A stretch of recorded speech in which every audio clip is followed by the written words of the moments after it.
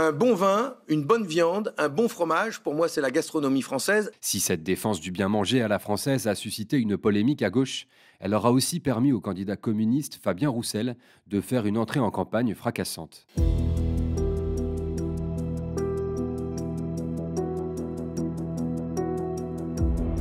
Je suis un ch'ti, moi. Je suis un gars du Nord. Je suis brut. Je suis brut de décoffrage. Je suis comme je suis, comme on dit. À 53 ans, Fabien Roussel s'est fait connaître tardivement sur la scène politique nationale. Élu député du Nord en 2017, il est élu secrétaire national du Parti communiste un an plus tard, avant d'être désigné comme candidat à la présidentielle. Celui qui a connu la fin des 30 glorieuses promet les 30 heureuses et revendique le droit au bonheur. Basta. Je veux des réformes heureuses. Je veux croire au bonheur parce que c'est possible. Son projet ne souffre d'aucune ambiguïté. SMIC à 1 500 € net, rétablissement et triplement de l'ISF, création d'un demi-million d'emplois publics, nationalisation de BNP Paribas, de la Société Générale et d'AXA. Il faut reconstruire une France du travail et avec des salaires élevés. Pourtant, Fabien Roussel planque l'étiquette communiste sous le tapis. Il a rangé la faucille et le marteau et délaissé le rouge vif de la révolte. C'est le candidat des jours heureux, un communisme nouvelle génération, celui qui ne dit pas son nom. Le grand public ne découvre Fabien Roussel finalement que vers la fin de l'année 2018, quand il prend la tête d'un parti communiste français qui est alors en pleine perte de vitesse.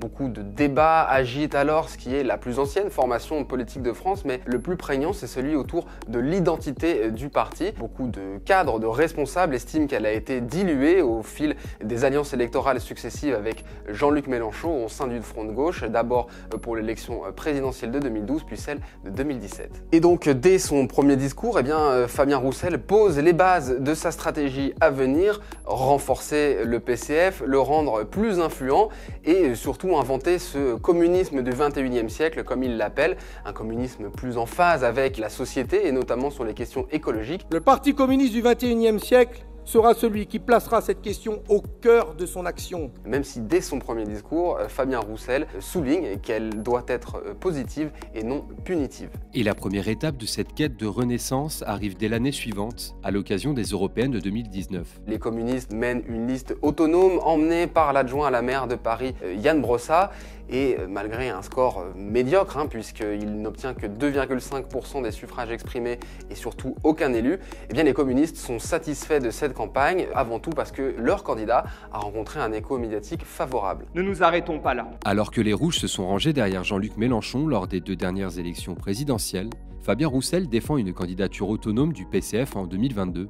Consulté, les militants du parti lui donnent raison et le désignent comme candidat. Et dès lors, tout est prêt pour lancer la candidature à la présidentielle de Fabien Roussel, à laquelle il s'attelle depuis la fin de l'année 2020, le début de l'année 2021. Mais la franchise communiste doit redoubler d'efforts pour se distinguer parmi les nombreux prétendants à gauche. Je suis le seul à gauche à porter des propositions différentes et originales.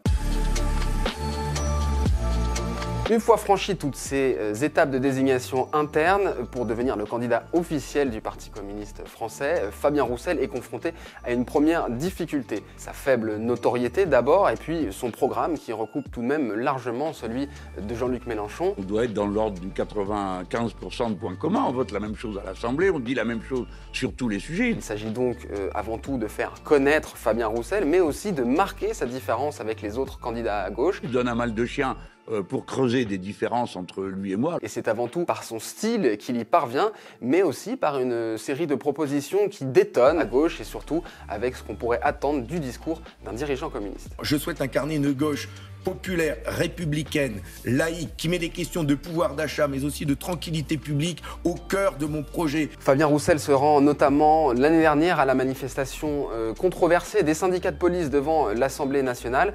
Et contrairement au socialiste Olivier Faure ou à l'écologiste Yannick Jadot qui ont depuis fait acte de contrition, lui assume toujours cette décision. Le mois suivant, il réalise aussi une sortie très mal maîtrisée sur l'immigration qu'il va cette fois regretter. Quand on ne bénéficie pas du droit d'asile, on a vocation donc à rentrer chez soi. Pour le reste, Fabien Roussel mène campagne de manière totalement décomplexée. On le voit sur la question du nucléaire, par exemple, il en est un partisan. Je défends l'industrie nucléaire qui est pour moi symbole d'électricité moins chère pour les ménages comme pour les entreprises. Mais surtout, il accuse les écologistes et les insoumis de vouloir faire exploser la facture d'électricité des Français. Sur la question de la laïcité également, il campe sur une position ferme et très anticommunautariste. De manière générale, Fabien Roussel se présente comme le candidat d'une gauche populaire, aux antipodes d'une gauche qu'il présente comme étant déconnectée, coupée des aspirations des Français. C'est la gauche caviar. Moi, je défends la gauche beefsteak et populaire. Une stratégie de différenciation à tout prix qui irrite ses adversaires.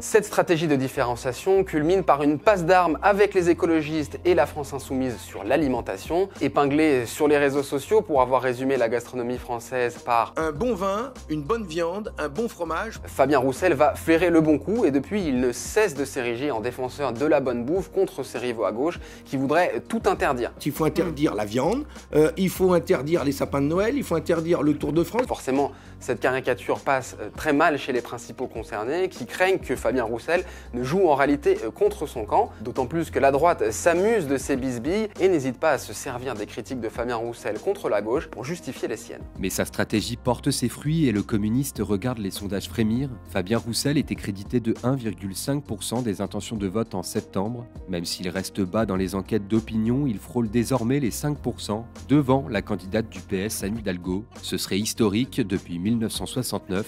Aucun communiste n'a devancé un candidat socialiste. D'ailleurs, ça monte un petit peu. Je ne peux que progresser, justement. Donc, je suis plein d'espoir. Je suis nouveau. Le PCF retrouve une certaine vivacité, lui qui n'avait récolté qu'1,93% des suffrages en 2007 avec Marie-Georges Buffet, la dernière candidate étiquetée communiste. Cela semble suffire au soutien de Fabien Roussel et pourtant la question se pose. Et si, comme en 2019 aux Européennes avec Yann Brossat, cette nouvelle candidature communiste se révélait n'être qu'une bulle médiatique. Et les gens me découvrent seulement. Les révélations de Mediapart sur son ancien poste d'assistant parlementaire sont une première difficulté, évidemment, même si l'intéressé se défend d'avoir été un collaborateur fantôme, comme l'écrit le site d'information. J'ai travaillé pendant ces 5 années avec Jean-Jacques Candelier. Mais le véritable enjeu pour le Parti communiste se situe ailleurs, ce sont les élections législatives, pour lesquelles d'ailleurs Fabien Roussel souhaite un accord le plus large possible à gauche. L'objectif, c'est évidemment de conserver, voire d'étendre le groupe communiste à l'Assemblée nationale, véritable dernier bastion du parti.